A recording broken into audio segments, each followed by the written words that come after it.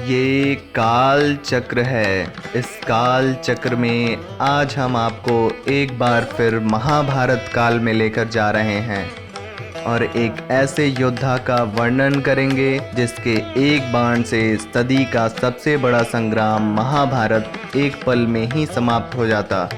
बात उस समय की है जब महाभारत का युद्ध आरंभ होने वाला था।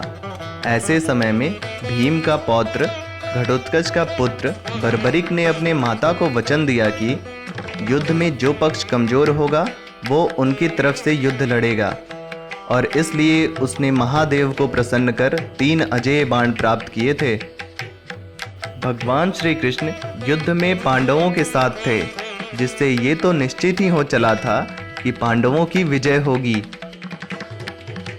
भगवान श्री कृष्ण को जब बर्बरिक की इस योजना का पता चला, तब भगवान कृष्ण एक ब्राह्मण का वेश धारण कर बर्बरिक के मार्ग में आ गए और उसका मजाक उड़ाते हुए कहा कि वो 3 बाण से भला क्या युद्ध लड़ेगा। कृष्ण की बातों को सुनकर बर्बरिक ने कहा कि उसके पास 3 अजेय बाण हैं, वो सिर्फ एक बाण से ही समस्त शत्रु सेना का नाश कर सकता है। इस पर भगवान कृष्ण ने कहा कि अभी हम जिस पीपल के वृक्ष के नीचे खड़े हैं, अगर तुम अपने एक बाण से ही इस वृक्ष के हर एक पत्ते को भेद देते हो तो मैं मान लूंगा कि एक बाण से युद्ध का परिणाम परिवर्तित कर सकते हो। बर्बरिक ने चुनौती स्वीकार कर ली, भगवान का स्मरण किया और बाण चला दिया। इस बाण ने वृक्ष पर लगे पत्तों के अलावा नीचे गिरे पत्ते भी भेद दिए। इसके बाद बाण भगवान श्री कृष्ण के चरणों के चारों तरफ घूमने लगा, क्योंकि एक पत्ता भगवान ने अपने पैरों के नीचे दबा के रखा था। अब भगवान कृष्ण को यकीन हो गया था कि बर्बरिक अकेला युद्ध समाप्त कर सकता है। भगवान श्री कृष्ण जानते थे कि युद्ध में विजय तो पांडवों की होगी, और माता को दिए वचन के अनुसार बर्बरिक कौरवों की तरफ से युद्ध लड़ेगा, जिससे अधर्म की जीत हो जाएगी। इसलिए ब्राह्मण वेशधारी श्री कृष्ण ने दान की इच्छा प्रकट की। बर्बरिक ने दान देने का वचन दिया। तब श्री कृष्ण ने बर्बरिक से उसका सिर मांग लिया।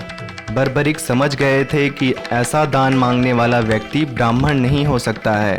बर्बरिक ने ब्राह्मण से कहा कि आप अपना वास्तविक परिचय दीजिए। इस पर श्री कृष्ण ने उन्हें बताया कि वो कृष्ण हैं। सच जानने के बाद भी बर्बरिक ने सिर देना स्वीकार कर लिया, लेकिन एक शर्त रखी कि वह उनके विराट रूप का दर्शन करना चाहता है और महाभारत युद्ध को शुरू से अंत तक देखना चाहता है। भगवान ने बर्बरिक की इच्छा पूरी की।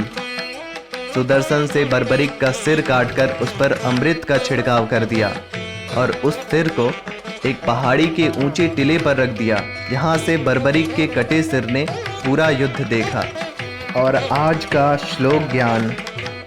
श्रोत्रम श्रुतैनैव न कुंडलेन दानेन पाणिनन्तु कंकड़ेन विभाति कया करुणापराणां परोपकारेण तु चंदनेन।